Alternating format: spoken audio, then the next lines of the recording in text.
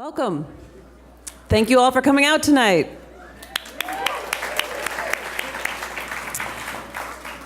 For some of you, this is your first time joining us at the Screenwriters Tribute. For others, you have come year after year, and we have all celebrated some of the best storytellers and screenwriters out there, so thank you for supporting us. We spend months thinking about the body of work of the screenwriters and the storytellers that we hope to highlight each year. In the case of Noah Baumbach and Morgan Neville, we've been hoping to get them here for years. And in the case of Adam Heckler, he was a welcome surprise. As the world becomes more challenging and confusing, the need for good storytelling becomes stronger. When one sits in a theater and watches a film and they feel a little less alone in the world, or maybe a little more connected to a foreign world, that's the mark of a masterful screenwriter and storyteller. So Noah Baumbach is a screenwriter committed to the written word. While he's equally known for being a director, he's a consummate storyteller, and with his fierce dedication with what's on the written page, so we learned earlier today in our Mentors Brunch. His knack for accurately capturing that familial texture.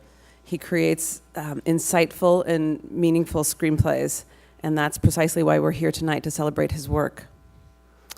Andrew Heckler is a bold new voice. He has one film that he's written the screenplay. He's directed for many, many years, but his one film is an important one. We're screening it here at the film festival, and it took him 20 years to write, and his passion shines through, and we very much look forward to the screenplays he has coming down the pike.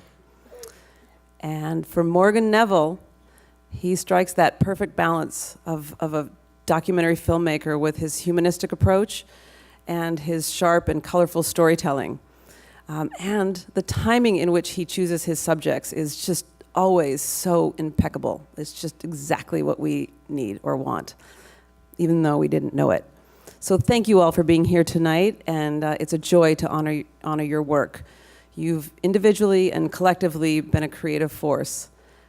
So we're going to get the night going, but I would like to thank all three of our sponsors: Joseph Carr for sponsoring the overall tribute, to the Francine Neely Foundation for supporting the New Voices in Screenwriting Award, and for A&E Network for supporting the Special Achievement in Documentary Storytelling.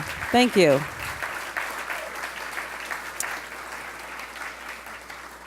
I would like to personally thank our dedicated board of directors and our tireless staff. They work year-round. We start planning the next year on Monday. So now I would like to turn the microphone over to our hosts of the evening. They both have become the fabric of this film festival. They're each in their own right storytellers on many different levels who wear so many different hats. Ladies and gentlemen, Mike Birbiglia and Ben Stiller. Thanks, Michelle. Thank you, Michelle. There's two. Thank you. This is not a joke. There are two hosts. There's one microphone. That's right. Okay, so we'll just It's be, not planned, we'll be close to each other. but this is... Welcome. There's got to be more Microphones? in a casino like this. Yes. It's not an actual casino. Oh, this isn't a casino? I don't know. No, it's not. Maybe at one point in history it was, but now it's not. Right? It's just the gathering place. The Sconset gathering place. Oh, okay. Well, Yes. this is spectacular. Yeah, and it's great to be here for this. This is sort of like the big event of the festival. Yeah. The Screenwriter Award, and we're really excited to be here. We both do go back a ways here. This is the first film festival I ever went to when I was... I'm not kidding. When I was in high school, my parents, who are here tonight, live in Sandwich, and I would take the ferry over and sneak into festival events when I was in high school. And then I ended up with two movies in the festival over the years. Sleepwalk with Me and Don't Think Twice. Oh, and I'm one of the Thanks. Right. And I'm one of the founding board members of the festival. So that's interesting that you came as a high school student. It's been wow. It's a long history.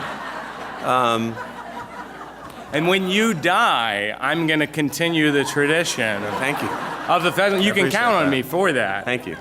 I don't know when that's going to happen, but if and I- when it happens, It'll eventually, it happens to everybody. yeah. Yeah. But this is a special festival. This is the only festival designed so that billionaires can see independent films 20 feet from their homes. Right. Actually, there are a few others. There's Telluride. Oh, right. There's Of course. Sundance. Yeah. Cannes. Yeah. But it's definitely. one of them. Yes. It's this one. Yes, for sure. And it's it's true. it's a special night. We're Nantucket Film Festival. And we didn't choose the people who we're honoring, but the Oh, we the- no. We didn't. I wasn't on the conference call, but Nantucket Film Fest is making the bold move tonight of honoring 3 white men. That's Which right. it's a step. It's a step that's been Well- a long time in the waiting. Honestly, yes. I think it's important because this industry Yes. has been honoring white men for so long Yeah. that I think it's finally time to continue honoring Continue them. to do it. Yeah, let's do it Yes. again.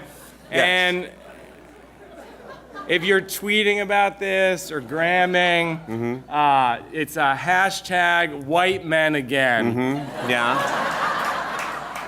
Or also hashtag triple white. Triple white's good. Yeah, or just hashtag Nantucket. Yeah, That'll they'll just get go it. right to- No, they get it. I think they'll get it from Nantucket. Yes. It's Yes. but this event is of course hosted by 2 white men, Ben Stiller and that guy who looks like a cross between Matt Damon and Bill O'Reilly, and nothing to be ashamed of. Yes. And You do have a little yeah, I Bill got O'Reilly something yeah. there. But yeah, I mean, Mike and I really do have a history here in Nantucket for years. I've been coming here since the mid-'70s. My parents first came here with the failed Jewish relocation program. Yeah. Didn't take. I'm looking out there, I'm seeing it definitely failed. And I used to take the ferry over in high school, like I said. And Yes. but the thing that we Ben and I have in common about Yes. Nantucket is that we both got Lyme disease here. and which is a bond. It's a wonderful thing. It's just the gift that keeps on giving. And I'm joking aside, we have both had Yeah. Lyme disease from here. Mine was 3 years ago. I left the island. My doctor took blood and he called me and he said, and I quote, "You have Lyme disease and diabetes." And I was like, one at a time. Everybody's gonna get a chance. It's like going to a parent-teacher conference and they're like, "Your son's getting D's and he's been molested by the gym teacher." I'm like, we're gonna need separate meetings. Yeah. Yeah, it's a lot. It's It's a lot. a lot to take. A lot and to take. Good bedside manner, that Yeah. doctor. Yeah.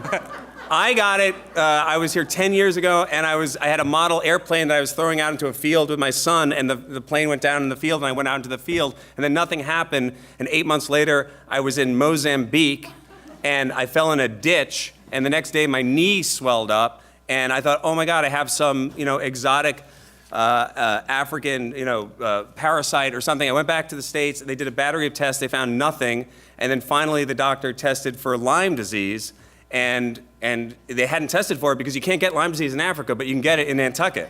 Yeah. Nantucket's a great place. Love it here. It was a beautiful, beautiful summer day today here in Nantucket. Mwah. Mwah. Just little of that Nantucket damp and moistness you got there. The only thing we missed today was flooding. Yes.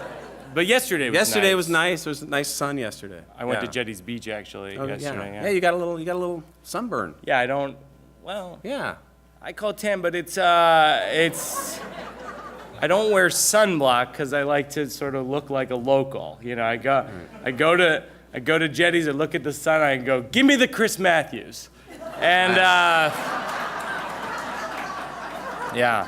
I know that one. That's the one where you can't stop talking. Yeah, right? yeah, I Yes. can't. Yeah, you can't. By the way, Chris is here. Chris, Right there, I see him. Come on, I Chris. see him. Chris, you gotta slow down. You have to stop. I'm sorry. Every year I gotta talk about this. I saw you last night. You said, "Hey, I'm here on vacation. I'm rereading all of Hemingway's novels." Just chill out, Chris. Just relax. You do a half-hour news show every day. You're writing a biography of Rose Kennedy's third cousin or something. It has to end. Yeah. It has to end. No more Kennedys. He's going to be doing a biography of Kennedy from MTV in the 90s.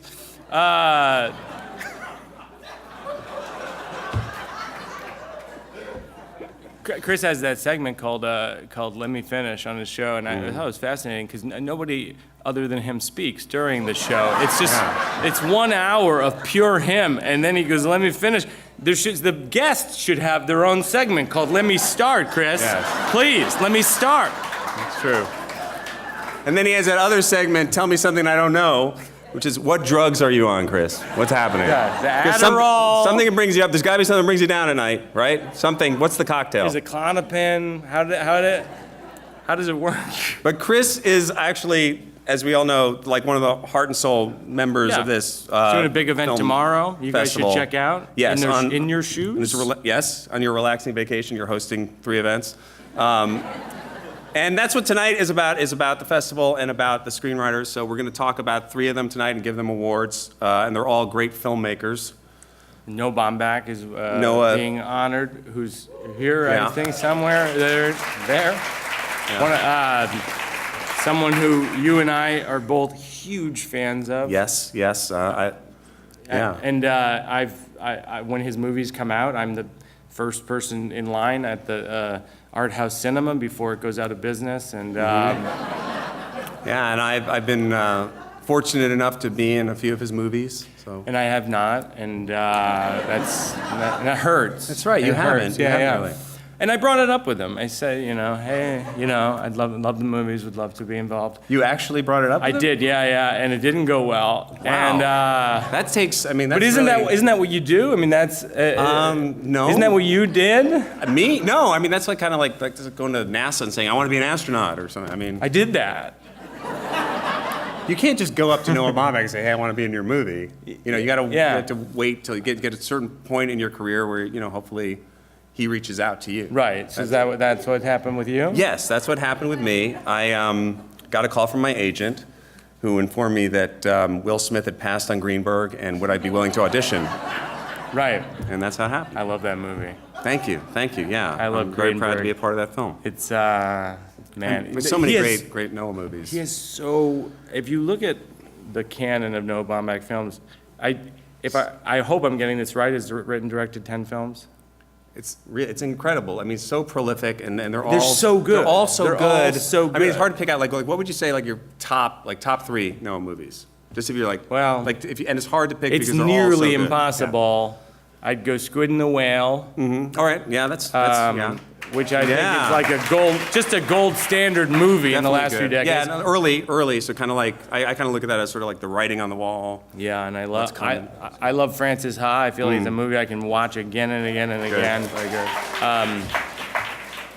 And then one that's totally different is Margot at the Wedding. Is like a very dark comedy, very strange film. What about you? Top 3? I think definitely, I would definitely say Greenberg, Meyerowitz Stories, and While We're Young. Oh God, I feel terrible. So What? I didn't mean to paint you in a corner and make you say all these movies that you're in. Oh, no, I understand. No, I'm just saying, I don't even think of those movies that I'm in. I just think they're movies that you as an actor, you disappear into, you become part of Noah's world. So it's not even, but yeah, I mean, Right. yes, yeah.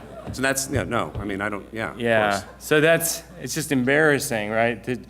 So you watch these movies that you're in and you're like, I love this. No. Like, I just love Noah movies, and I happen to be a Yeah. part of them. Like I said, I'm not really, I mean, no, I get it. I mean, while you're at it, just say Tropic Thunder. I mean, who gives a fuck? I mean, it doesn't matter. If we're just doing Ben Stiller movies, I mean. yeah, well, okay, because I thought we were just doing Noah movies, but thank you. We were. I feel I feel like I misinterpreted that.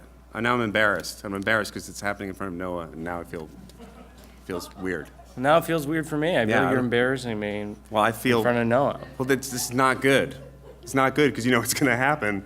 Noah, we know Noah. Yeah. Noah is going to take this awkward situation and incorporate it into his next masterpiece. Yeah. That's going to be called something like the Island Award. The Island Award, yeah. I can Right? see this, yeah. And it's Yes. going to be like they're presenting the Island Award to Right. this genius. Right, it's the two And guys the who two are, right, idiots it's a who are movie on about the two guys stage. who are coming to, right. Yeah, and Right. one of them's like this sort of washed up comedy star, like nothing going on, and Okay. And then the other guy is sort of like one of those like stand-up comedian, one-man show guys who like it almost happened but never really did. right. No, I get. Yeah. No, Right? but I think Yeah, yeah. but I think the key thing is that they're funny. They're both funny, the hosts, and Yes. but not as funny. No, not as the genius. As the genius. who they're- Oh, the right, who they're genius. all- yeah, and That the guy. and the genius has some like angsty relationship with his father. Oh who he yeah, hates. who's a genius also, Right, right. always. And then he's married to another yeah, genius. she's or- a yes, genius. right. Girlfriend's a genius. Definitely, yes. And they all can't find parking spaces. And Yes. and they're all obsessed with the divorce. Yes, so they are. And, they are. They're definitely obsessed with some divorce. But I think what's frustrating when I imagine the Noah Baumbach movie that's about sort of this scenario Yeah. is that you would get cast as you, and then I would be cast by Adam Driver. And so my part would be played by Adam Driver, who gets fucking every part, and I'm sick of it. He's taking all my roles. He's right there. I'm watching you, Driver. I remember a few years ago, I was on the phone with him. He goes, "What are you up to?" I go, "Oh, I think I might get offered the Star Wars thing." And he goes, "Hold on, I'm cooking eggs or whatever." Next thing I know, I find out they took it away. I don't see you occupying the same casting space as Adam Driver. And I don't see you as a romantic lead, but that's what happened. But here we are. So Here we are. so your part in the Island movie, Noah Baumbach's Island movie, You're still going- is going to be okay. I'm still Yes, going. okay, It's going to good. be All right. you. You'll play you, or it'll be like Al Pacino or someone. I'm Al Pacino. I don't know. How old is Al Pacino? I don't know. How old are you? Oh my God. So the genius is receiving the Island Award Right. in front of all these out-of-touch billionaires who barely understand his movies. I can't believe you're still pitching this movie. No, in the ending of the award, What's the ending? What is the end? What's the the ending? ending is that it's raining and miserable, Right. and Noah is watching these losers on stage, desperately trying to be funny, and he realizes that maybe the guy who never made it is the guy he needs to star in his next movie. And that's, Wow. I don't know, that's how I see it. That's great.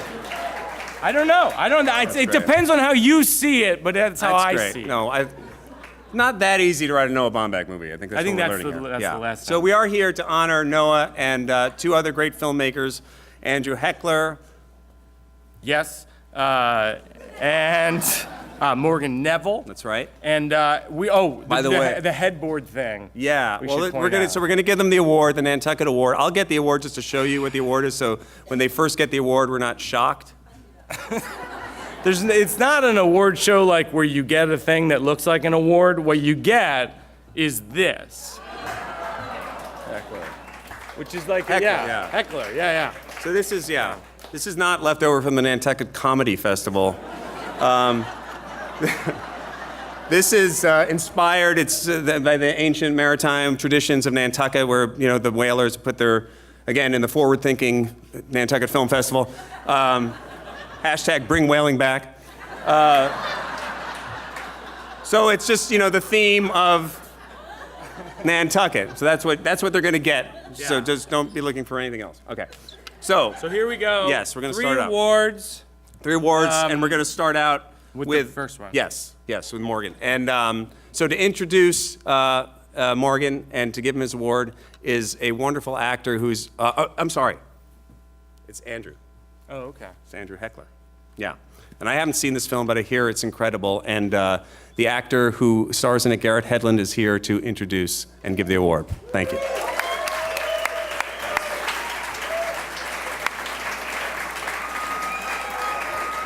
Who is right there. You can go through there. Oh, you can go right there on those steps. Come on. I think you can go right here. I think you can go right there. I just want to say, Mike, here. Hey, man, how are you? That's an actor who occupies the same casting space. Oh, yeah, all no, I'm I saying. see it. I definitely see it. Yeah. Love it. Thank you, Ben Stiller, and what's his name?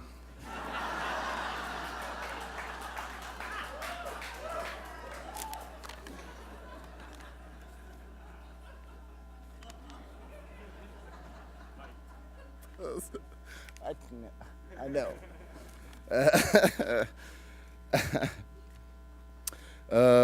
I know I wasn't supposed to write something, but I did. Said, Mr. Andrew Heckler, I have the pleasure of awarding you with the New Voices and Screenwriting Award. I find it's funny because the last recipient was in his 20s, and you, well, 50s. That's supposed to be a little funnier. When I first read Burden, I thought it was the most unique story of redemption I've ever read. First, I thought, why would anybody want to know this story? Why would the world want to know this story? And, you know, for somebody to read an article 20 years ago and say, the world needs to see this, man, we shot this film and you gave your heart and soul to the cast and crew. And we won the audience award at Sundance, and when everybody did not walk out of the theater, I realized why. What you wrote was so powerful, it showed something so relevant, overlooked, and forgotten. It also showed the story of a man born on the wrong side of the tracks who found a new path, a positive path. The first word that comes to mind when I think of you is devotion. I've known you for 2 or so years, and I've seen you so devoted to your writing, directing, your family, your cast and crew, and the ones you love, and devoted to telling the story of Burden for 20 years. And it's never been more resonating than now. Let's take a look at something Andrew's done.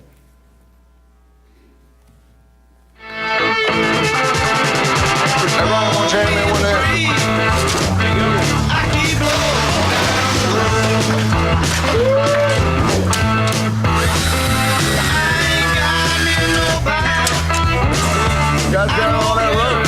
Getting that carpet all set up. Go. Today is the first day of a new dawn for all of us. We remember it always. All right, Mike. Put the cherry on it. Yes, sir.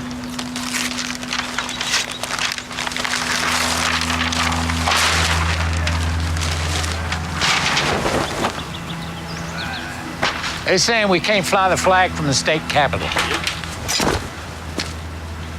I'll tell the goddamn NAACP, this here's the new capitol.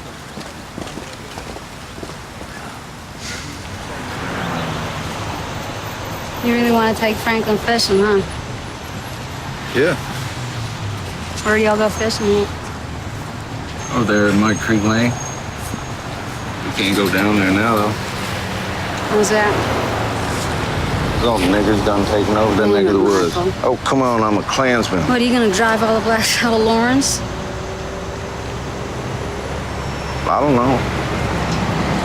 Let's say they did all leave. We'd still be white trash, but no one to step on to make us feel better.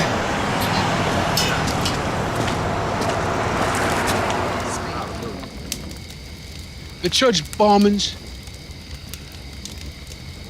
killing of innocent children.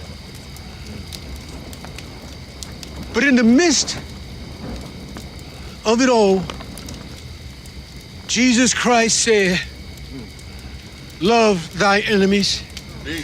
Yes, he did. But when it's time to fight, we will fight. Yes, sir. Yes, we will. Yes, we will. Yes, we will now. Hallelujah. Jesus Christ said, rebuke evil. Yes, sir. And the redneck shop is evil in the name of the Lord. They may set crosses burning in the middle of the night, but we will fill the night with a different kind of fire. Yeah. The fire of love. And it's gonna take all the love in our hearts tomorrow, y'all. It is. That's right. Everybody's got a pump it up. Everybody's got a pump it up. Oh, pump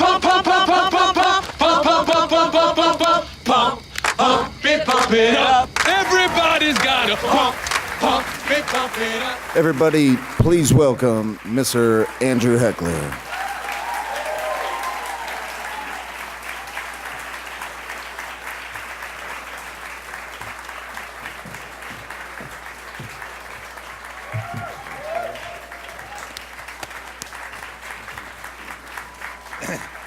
Thank you. Thank you very much. It's not quite comedy. I first heard this story, it's true, over 20 years ago, and I was so moved by the story that I ended up driving down to South Carolina and living amongst these people for a good long time in order to write this story and to tell it. And I knew 20 years ago that I was going to tell this story. And it's one that's worth hearing.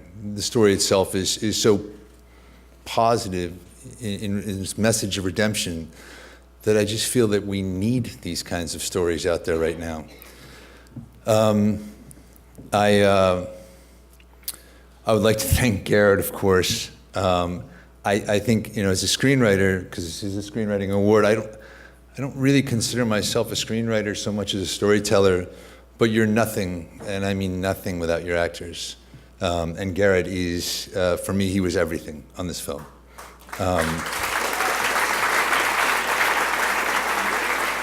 He is a first-time director's dream and an anytime director's dream, and I mean that first and last. Andrea Riseborough, Forrest Whitaker, Tom Wilkinson, Usher, equally all amazing, giving people. And I can't not thank my producer, Robbie Brenner, who, as a screenwriter, a director, if you find a producer with the passion and the drive of someone like Robbie Brenner, you find her, you hold on to her, and you don't let her go. And she didn't let this project go, and she signed on in 2004. And she got this made in 2016. So I owe her everything. I would love to also thank my wife and my 3 kids. My wife, Jackie, my 3 kids, Mila, Leon, and Phoebe, who are at home waiting for me to get home.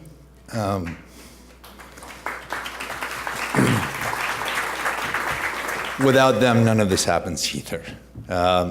And finally, I really believe that I must thank Mike Burden, Judy Burden, the Reverend David Kennedy, and Clarence Simpson, whose incredible bravery during a slice of time for people that didn't even know how brave their actions were is beyond what we can fathom, especially given their circumstances.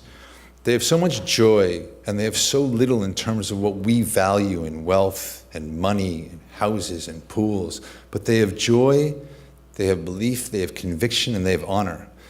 And that's something we all need to be proud of for them. So without them, of course, and their bravery, this doesn't happen. And I think that in these crazy, crazy times we're living in, this kind of a story and the words of Martin Luther King always resonated for me as we were making the movie, which is, you cannot turn an enemy into a friend through hate. You can only turn an enemy into a friend through love. And that's what Burden is all about. So thank you very much to the Nantucket Film Festival for honoring me in Bergen. Thank you.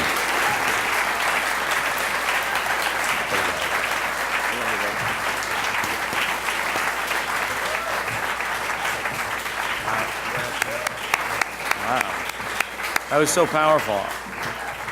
Yes.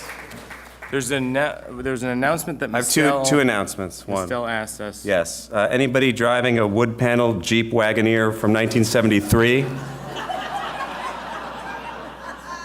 You left your topsiders in your whale basket. And then I didn't think that you could follow that speech with a joke, and you okay, actually can. And then Mistel did actually make a mistake, and she thanked the wrong sponsor, so we want to unthank Yeah. Josh Carr. We are unthanking you. Yeah. And Josh Who's Seller. that? Who's that? Nothing. Josh Sellers, thank you. And we want to thank Josh Sellers, who's one of the sponsors tonight. So thank you very much. Josh Sellers. So, presenting our next award is a Grammy Award-winning singer, actor, playwright.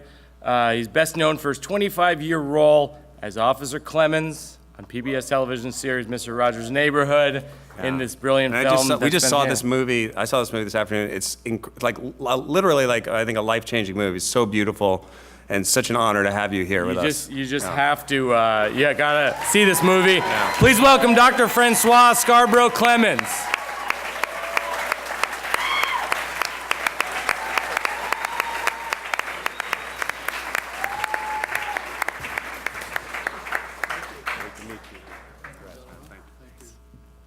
Thank you.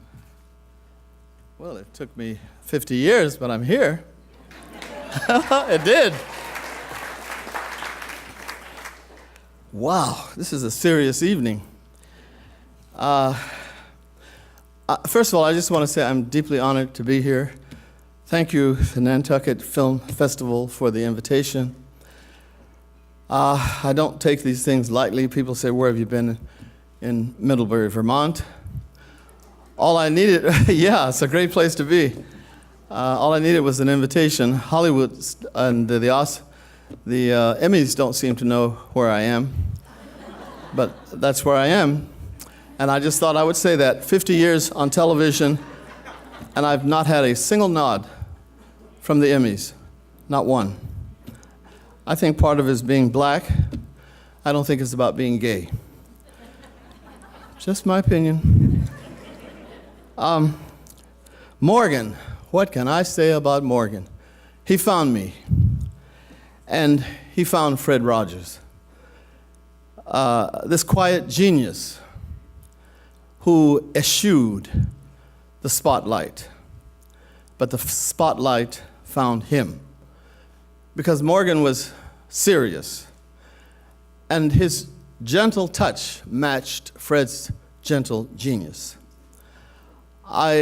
When I spoke with Morgan on the telephone, I knew right away that the fates were sending us the right man. I don't mind telling you that I had turned down 2 invitations from other writers and filmmakers to be involved because their voices didn't sound right on the telephone. So I ended it right there, and I became very busy, and many appointments.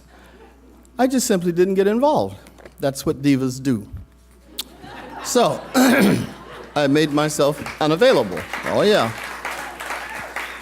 But when he called, I felt compelled, impelled to meet him and to help him. And I let him know that I would do everything I could, because there's something about this man also, not just the subject. And so when they sent me the stuff in the mail, the 20 Feet from Stardom, I sang all through the film. I looked at it 3 or 4 times, and I thought, damn, he likes music like I do. And I knew some of the people, having lived in New York for 35 years and done some unofficial background work. I knew some of those wonderful, wonderful songs and some of those wonderful, wonderful ladies. And then I saw the documentary about the Best of Friends. I was one of those liberal Democrats who listened to ABC, and some of those discussions were so intellectual, but they were compelling. And once again, Morgan, he just got right in there to the essence, and he captured it. And I could just go on and on like that. I just felt he was so thorough, he was so honest, and he stayed out of the way. I like that about him. I don't know if you noticed, but when he came to my house and did the interviews for Won't You Be My Neighbor, you're not aware of him at all. Thank you for staying out of the way and letting the story come through. I felt so much passion, and you let it flow. That's part of your genius, staying out of the way and letting the story happen. I'm deeply grateful. Please, a special honor to Morgan. Come, yes, come and get your award, buddy. Yeah, man, the best documentary of the season here. Singing background remains, I suppose, a somewhat unheralded position, you know. Every background singer has a story. That's right. I think we were the first action figures of R&B. It was in the middle of the night, and we thought, well, we would love to have a woman sing this part. I mean, she just did it like a couple of times, you know. So I said to myself, I'm gonna do another one. I'm gonna blow them out of this room.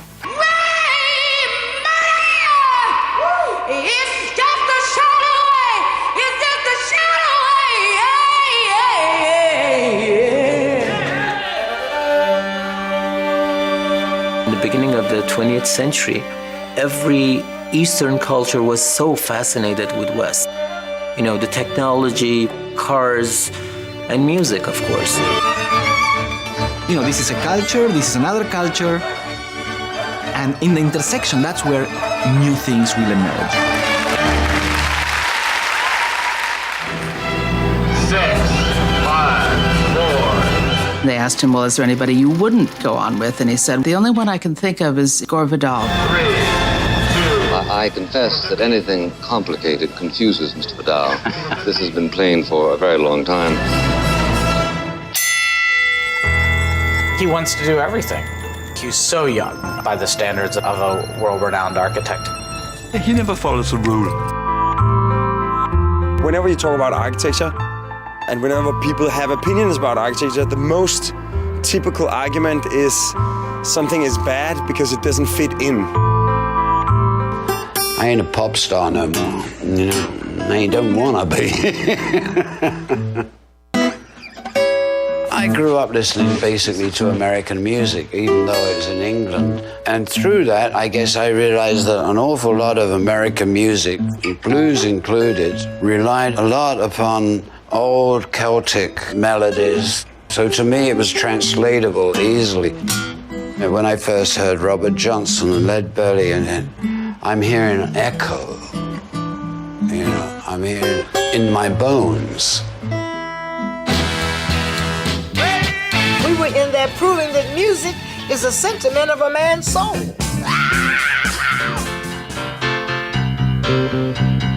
The Mecca was the troubadour. I feel the earth move under my feet. I feel the sky tumbling down. But how long can free love and pot exist as a cultural foundation? It can't really. Tumbling down, tumbling down. Mr. Rogers? Yeah. I want to tell you something. What would you like to tell me? I like you. I like you, my dear. Thank you very much for telling me that. We had a director that once said to me, you take all of the elements that make good television and do the exact opposite. You have Mr. Rogers' Neighborhood. Yet, it worked. Because he was saying something really important. Love is at the root of everything. All learning, all parenting, all relationships. Love or the lack of it. And what we see and hear on the screen is part of who we become.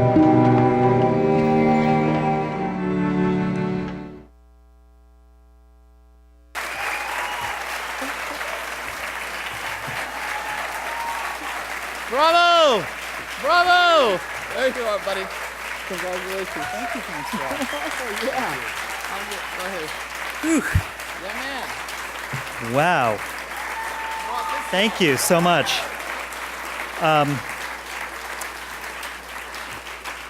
It's interesting to see all that work suddenly coming back in one night.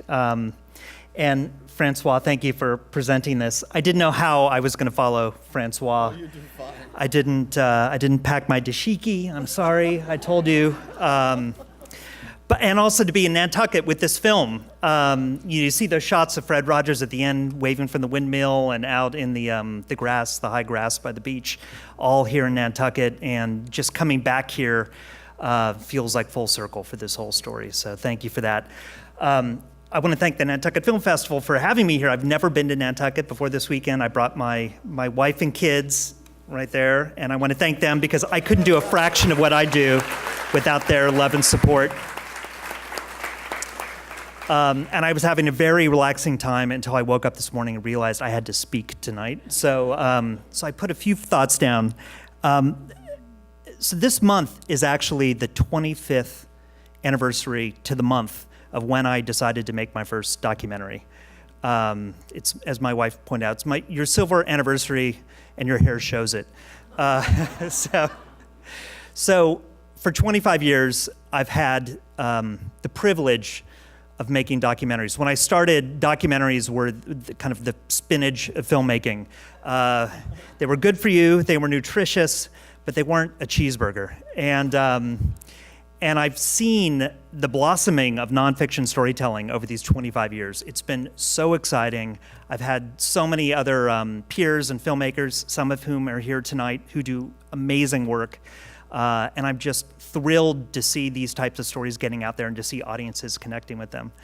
The one thing I will say, though, is that people think of making documentaries as like a selfless pursuit, but I actually feel like I've gotten more out of this work than the people who have entrusted me with their stories. I feel like I have a license to travel the world and talk to the most interesting people about the most important things in their life and have them trust me with their stories, and then I'm able to share those stories with millions of people. So I can't think of a calling that would be higher than that. 25 years ago this month, 2 weeks after I started my first documentary, I called my parents and I said, this is what I'm going to do for the rest of my life. I knew it instantly that this was exactly what I was put here to do, was to tell these kinds of stories. And it's taken me a long time to realize that it's not just telling other people's stories, it's telling my own story. And I pick a subject because it's something I also want to explore in myself or say. And for many years, I told subjects of documentaries that this is going to be like therapy for you. And I think it was just in the past few years I've realized, of course, it's therapy for me too. This Fred Rogers film was a good 10 years worth of therapy rolled up into one film. So I was grateful for that experience. And the last thing is that, essentially what documentaries are about is having a chance to spend time in somebody else's shoes. And I often think of the Roger Ebert quote where he said that movies are empathy machines.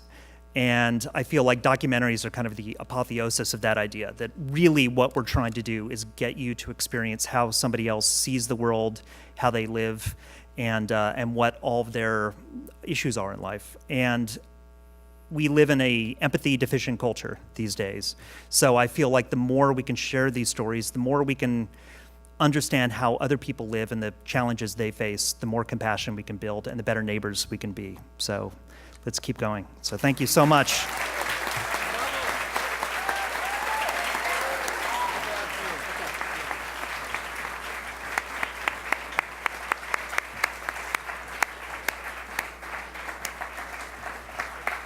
See that movie. Yeah. See the... Yeah, it's really, really beautiful film. And now we're coming to our final award, and so I'm going to ask someone to come up and give it to Noah in a second. But I just want to say Yes, it's your doppelganger, Adam Driver.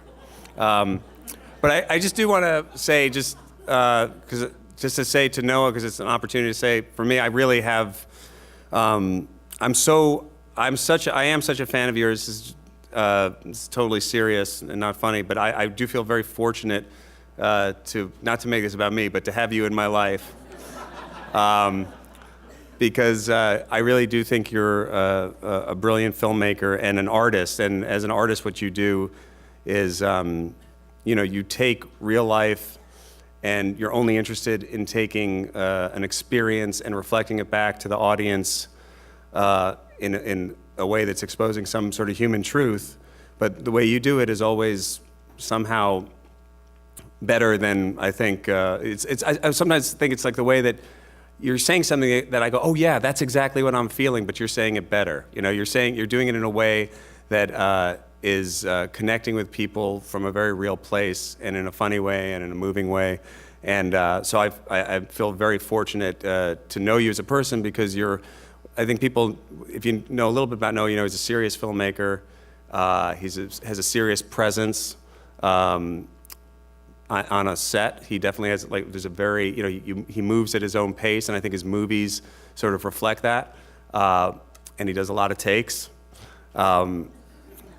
But it's actually a joy to be a part of one of his movies, and I'll let Adam talk about it, but I just wanted to say, Noah, I just feel lucky to know you because you have such a warm heart. And the guy who's going to give Noah the award, Adam Driver, I got a chance. I should point out, I also want to say my 4th, 5th, and 6th favorite Noah Baumbach movies are Greenberg, Meyerowitz Stories, and Tropic Thunder. Thank you. Thank you. I was going to say Madagascar 3 because Noah wrote that, but anyway.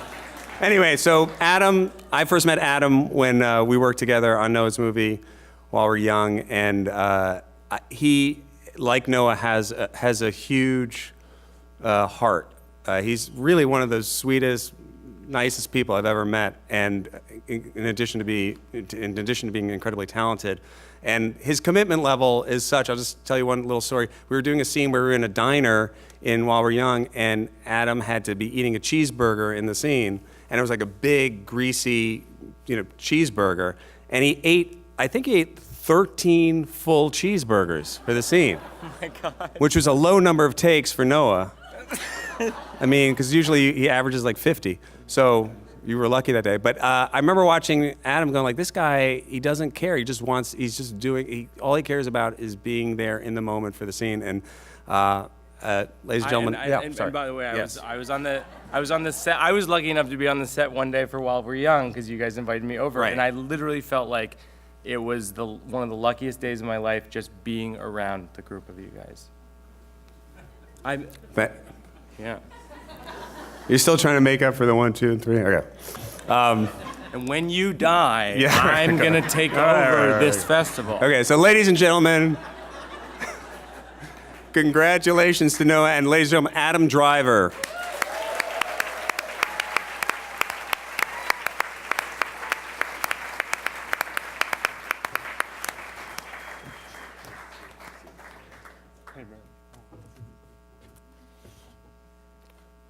Hello.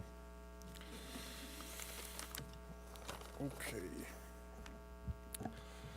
Thank you very much for having me. I'm very grateful to be here because in a way I've given this speech many times before, only it's been to my wife or to the walls of my apartment. So I'm grateful for the opportunity to do it publicly. One of the many things that makes Noah unique is that Noah is specific. There isn't a detail too small that doesn't have meaning, not just in what's going on in front of the camera, but how it's being created behind the camera. Noah is someone who is perpetually experimenting with that idea, which is not original my saying that, his films say that. But I guess I can vouch for him constantly reevaluating if there's a more economical way of doing things, for being purposefully unsettled with the set process in hopes of capturing something different for himself, for the actors, the audience, and the film overall. How can the noise of set be toned down? How can the process of creating the story inform the story itself? When is it appropriate to let go of the formality of making a movie in sacrifice of time? Which approach is most truthful? And that mindset, that quest for economy and specificity isn't reserved for his filmmaking. It permeates every aspect of his life. He lives an artful life. It's in the attention to detail he gives to the props, the clothes the actors wear, the actors themselves, the crew, to his personal coffee machine, his couch, his books, to how he is as a father, a partner, a citizen of the world, and certainly how he is as a writer. And I think it's in large part because of this personal drive for specificity that he has drawn some of the most sophisticated, scary, challenging, innocent, beautiful characters and complex relationships in film. Margot and her son Claude, the Meyerowitz siblings and their dad, the Berkman family from Squid and the Whale, Roger Greenberg and Florence Marr. When Greenberg meets Florence and she asks him if he wants anything from the store, and the only thing he can think to write down is ice cream sandwiches, it's both humiliating and hilarious, but Greenberg's filled with that great internal engine many of Noah's characters have, of desperately trying to be the ideal version of themselves and failing to make the connection. And it's scary to me. I can be just as scared watching the characters in Noah's movie navigate the world than I am the best horror movies. And from an acting perspective, his scripts are deceptively economical. On the page, they make sense, they're lean and funny, but in playing them, only then do I kind of realize that it's what he chooses not to write that what makes his writing beautiful. As a writer, he doesn't indicate anything. He's left room for something to happen. In a way, he's written his voice out of the story and given you freedom to insert yours.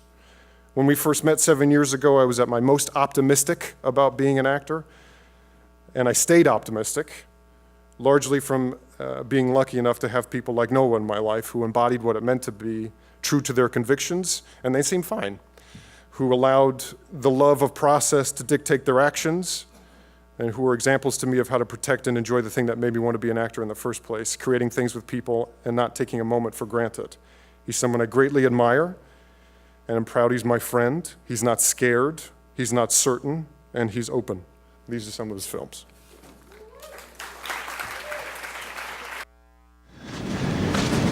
If you can, try and hit it at your mother's backhand. It's pretty weak. Got it.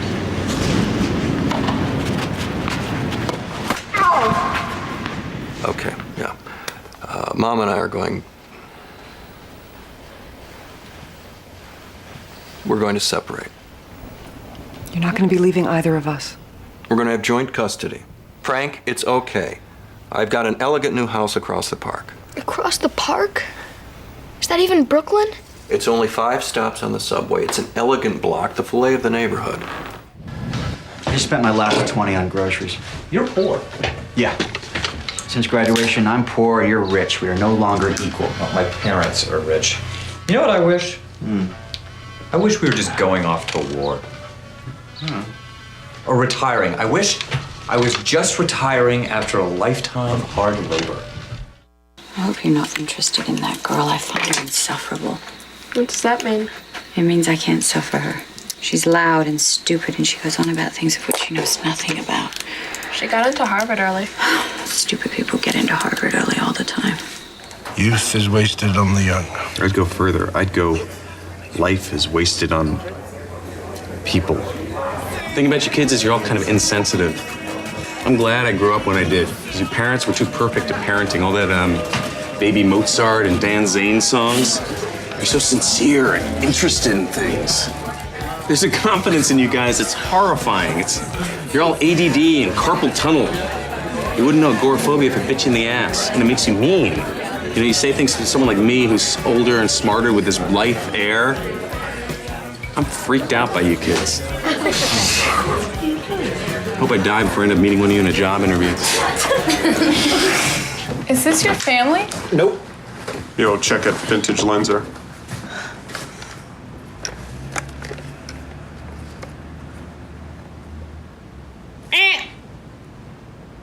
Tell me the story of us. Again? All right, Francis. We are going to take over the world. You'll be this awesomely bitchy publishing mogul. And you'll be this famous modern dancer, and I'll publish a really expensive book about you. The D-bags we make fun of will put on their coffee tables. And we'll co-own a vacation apartment in Paris. And we'll have lovers. And no children. And we'll speak at college graduations. And honorary degrees. So many honorary degrees.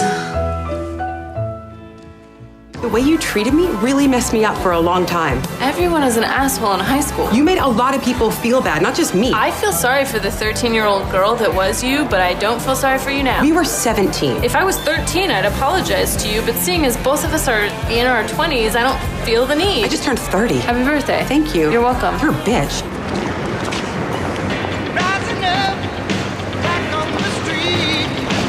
I remember when this song was just considered bad. But it's working. It's an avocado and almond milk sorbet.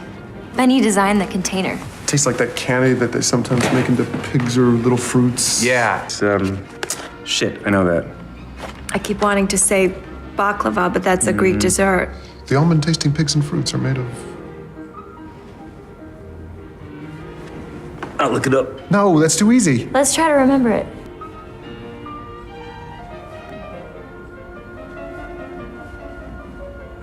Can I now? No. Let's just not know what it is. I want you to know we're doing our very best. We want to see your father walking out of here soon.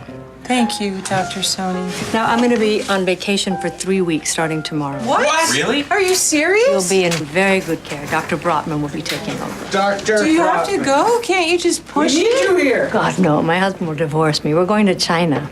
You're putting our dad in a coma and then leaving us? It's not like that, Matt. It's not, right, Dr. Sony? It's not like that? Well, technically, yes, it's that. How could you do this to him? Who could even dream up such a plan? Me! It's what I do for a living.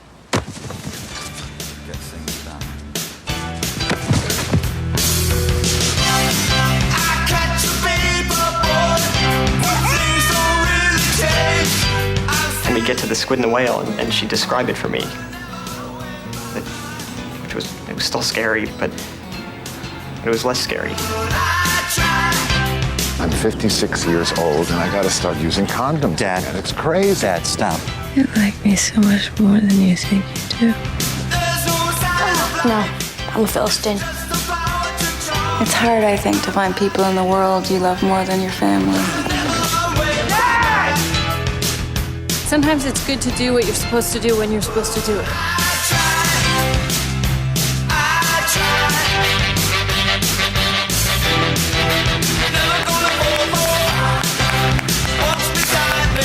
No, gone back.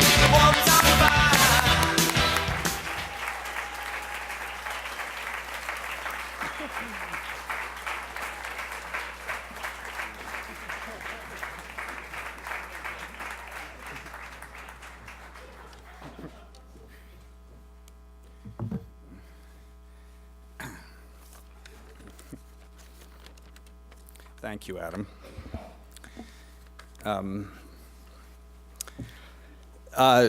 A question that I get persistently when I do interviews and Q&As at festivals is how much of the movie was improvised? And I always feel somewhat insulted by this question. I guess there is like a strong tradition in movies of and theater of people actually like interpreting the lines that have been written already, but I feel like that maybe I'm part of. But somehow, I also try to think that maybe this is a compliment sort of in disguise, that they think that the lines are so sort of realistic sounding that nobody could have possibly come up with them. But I still am pretty sure it's an insult. So I'm really gratified to be receiving an award that's actually about screenwriting and actually acknowledges that I wrote these movies. So thank you for that.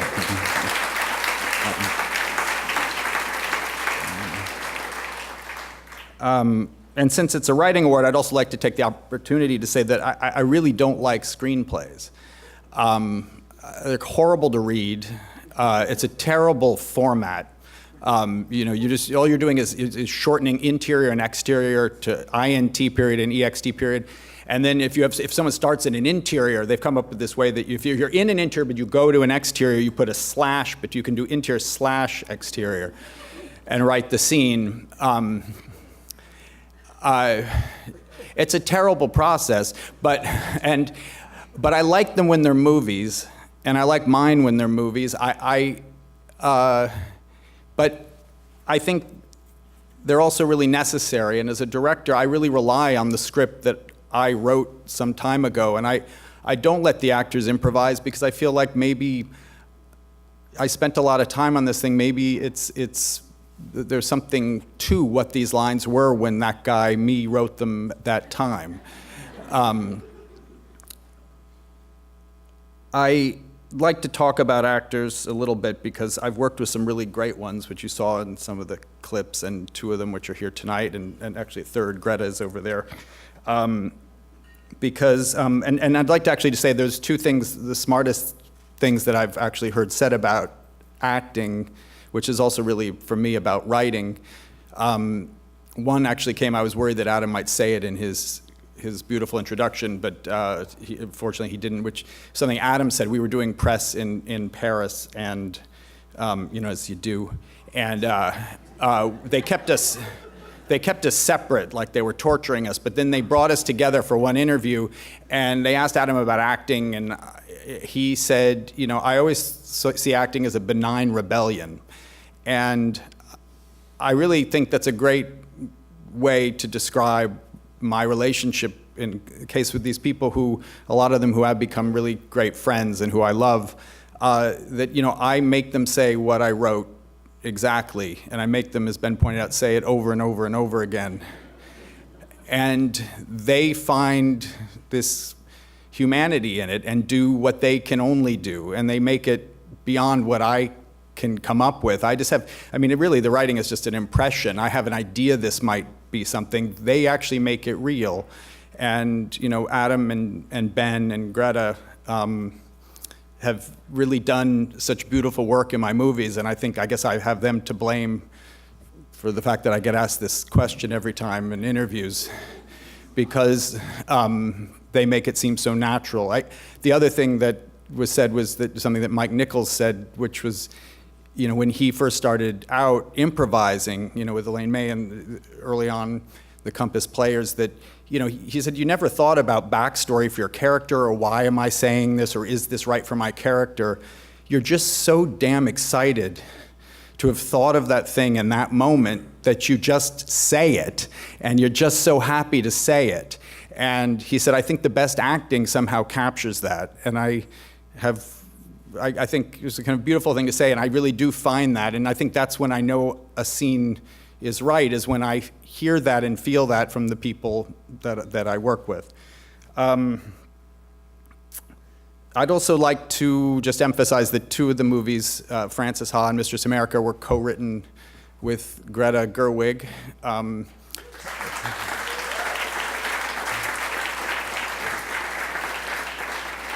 Who's will eventually be my wife. If we ever get around to.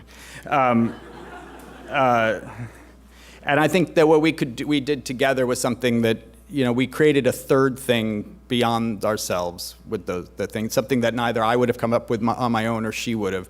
And that's, I became a better writer and a better director working with her, and if she ever has a flop, maybe she'll come back and work with me again. I'd like to thank Nantucket for giving me this thing with my name on it, and and giving me this award. It's very meaningful to me, and I really want to thank Ben and Adam for making me cry in the audience before I went up and totally lose my place and my speech and everything. But they've become really true friends, and that's a great part of this job, is you get to meet and work with a lot of great people, and some of them are right for that moment in that movie, and others really just stay with you, and you get to work with them again and again, and they become part of your extended family. So thanks a lot.